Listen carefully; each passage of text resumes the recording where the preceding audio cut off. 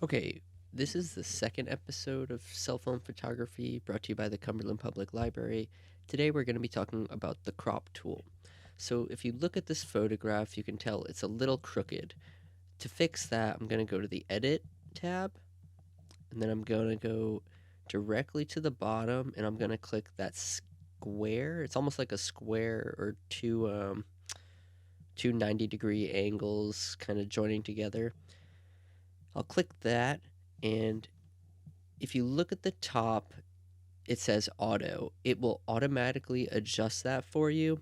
If you want to do it manually, you can. Just click the auto button. And then right here, this first button is the straighten tool. So it looked like I changed something on accident. So I'm just going to go back.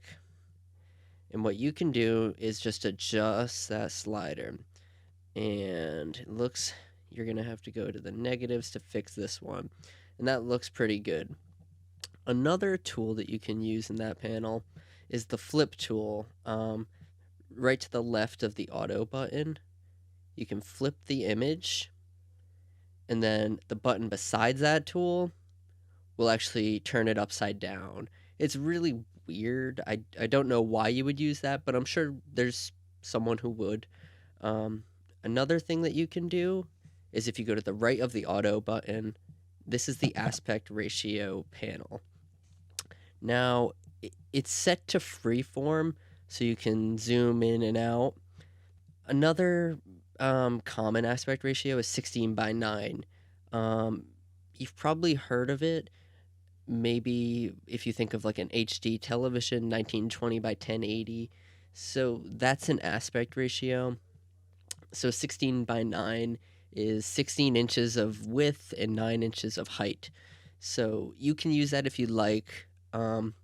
If you look at that checkbox, that means that we're in landscape mode. But then if you click there, you're in portrait mode. And you can see the ratio changes to 9:16.